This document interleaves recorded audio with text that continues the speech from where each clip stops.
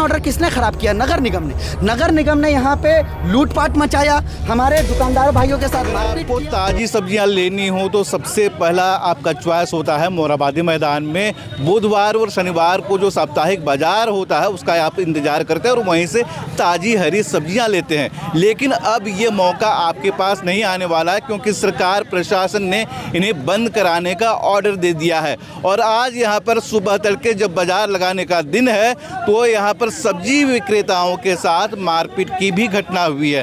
क्या कुछ हुआ है और क्या ये फरमान है और इसके बाद सब्जी विक्रेता क्या कुछ करने वाले हैं, हम बात करेंगे। मेरे साथ विकास हैं जो सब्जी विक्रेता संघ के नेता हैं।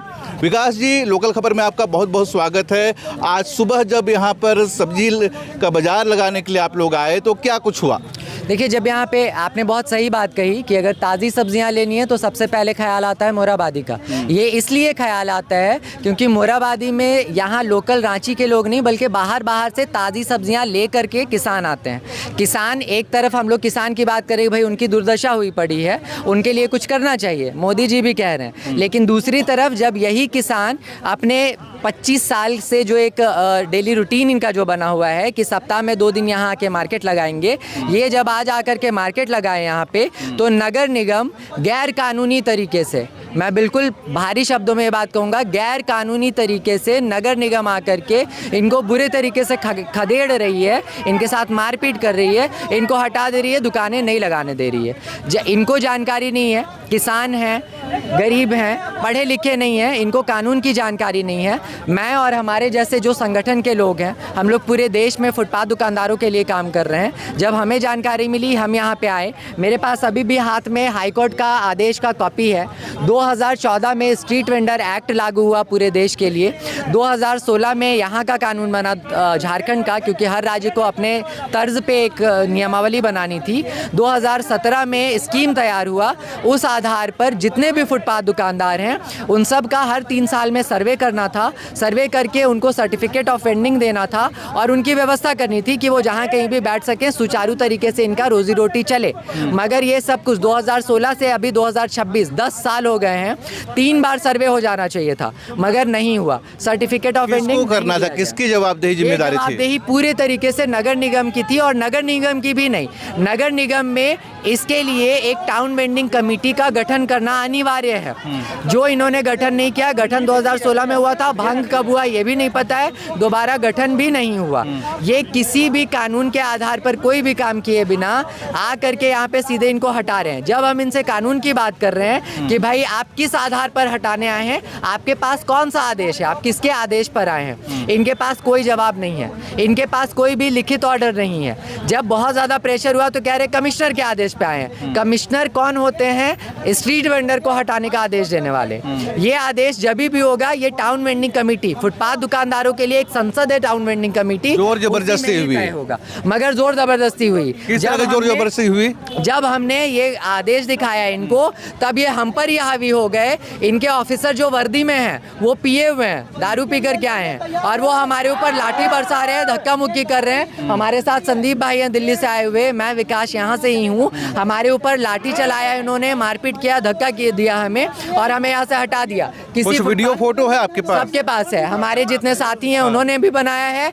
ये बहुत अच्छी बात थी कि आप जैसे कुछ और मीडिया के भाई बंधु भी हमारे साथ में थे, सबके पास आपको ये वीडियो मिल जाएगा जिसमें वो हमारे ऊपर लाठी बरसा रहे हैं, धक्का मुक्की कर रहे हैं हमारे साथ, और इस चीज़ को मानने से सिरे से इनकार कर रहे हैं। वो मैं फिर से दोहरा रहा हूँ, हमारे लोग जो पढ़े लिखे नहीं है ज़्यादा, वो कानून की बात कर रहे हैं, और ये जो कानून के बाशिंदे बन के आए हैं, ये कानून की अवहेलना भी कर रहे हैं और कानून मानने से इनकार भी कर रहे हैं, ये सुनना भी नहीं चाह रहे हैं। हमारे लिए क्या है फिर ये बताएं उपाय कि भाई हम क्या करें?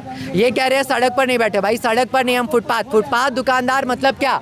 फुटपाथ दुकानदार मॉल में नहीं बैठेगा ना, फुटपाथ दुकानदार है तो कहाँ बैठेगा, फुटपाथ पे ना। अब एक और बात कर रहा हूँ, जो हमारा कानून है उसमें 2.5% रिजर्व कोटा है। जितना भी पॉपुलेशन है किसी जगह का, उसका 2.5% जो ये है पॉपुलेशन होगा, उसके लिए जो ज़मीन है वो सुरक्षित करना होगा स्ट्रीट वेंडर के लिए, कानून में लिखा हुआ है। मगर ये कानून की कोई भी बात नहीं मान रहा, कुछ नहीं सुन रहा। तो पुलिस प्रशासन से आपकी बात हो रही थी, उनसे क्या कुछ बात हुई?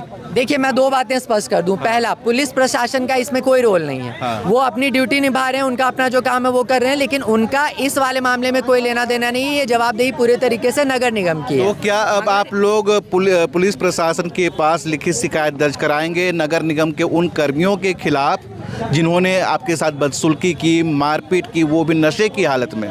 हम लोग न सिर्फ FIR करेंगे, पुलिस में कंप्लेन करेंगे सिर्फ सारे नगर निगम के अधिकारी जितने भी यहाँ पे उन सब के खिलाफ, बल्कि हम लोग हाई कोर्ट में भी जाएंगे, क्योंकि हाई कोर्ट का आदेश हमारे पास है।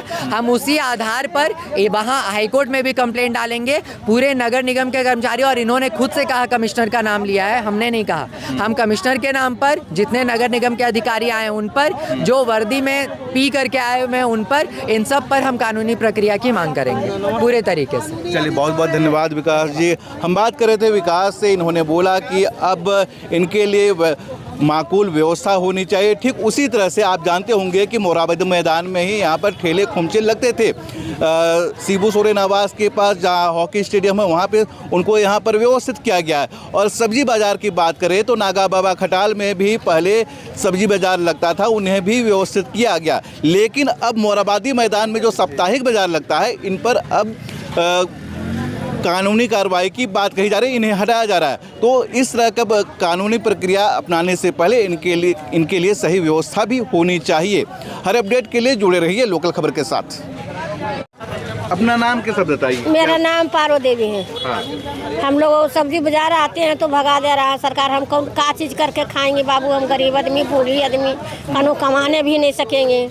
ये लेके बैठते हैं तो खाने खाता है और सरकार भगा रहा है, तो हम किसको दोषी देंगे? देंगे तो सरकार के नहीं हैं। हम तो बोल रहे हैं कि हम सरकार के दरवाजा चल जाएंगे। कितना दिन से सब्जी बेच रहे हैं? बहुत दिन से हम बेच रहे हैं बाबू। कभी ऐसा दिक्कत हुआ? नहीं हुआ, कभी भगा भगी तो नहीं हो रहा है, अभी भगा रहा है बाबू। तो क्या दिक्कतें नहीं हो रहा है? हम लोग कहाँ जाएंगे बूढ़े आदमी? की करके खाएंगे? सरकार हमको दीजिए, नौकरी दीजिए, हम बैठेंगे। जहाँ ऑफिस दीजिए, झाड़ू पोछा दीजिए, हम सब्जी नहीं बेचेंगे। अन्य सब सब्जी हम सरकार के दरवाजा पर दे देंगे, वहीं बैठ के खाएंगे। कहाँ जाएंगे हम लोग गरीब आदमी? जगह दीजिएगा ना बाबू हमको। हैं आइए, अब भोरे से सब घूर रहे हैं, क्या करें? कहाँ से आते हैं आप यहाँ लगाने के लिए सब्जी? हम लोग चिरौंजी से आते हैं बाबू। चिरौंजी से? हाँ। बराबर लगाते हैं आप लोग? बराबर लगाते हैं। हाँ, जहाँ हम लोग लगाते हैं सर वहीं पर ही हम लोग के दुकान लगेगा।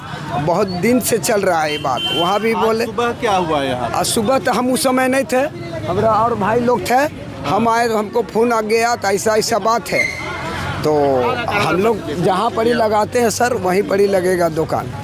प्रशासन विकास सर भी हम लोग को जगह दिए हुए हैं, सब कोई बोला यहीं लगेगा। एक दिन में कुछ नहीं होगा सर, आज नहीं लगेगा, हम लोग अस्थाई जगह दिया जाए। क्या नाम हुआ आपका? मोहम्मद गुफरान खान।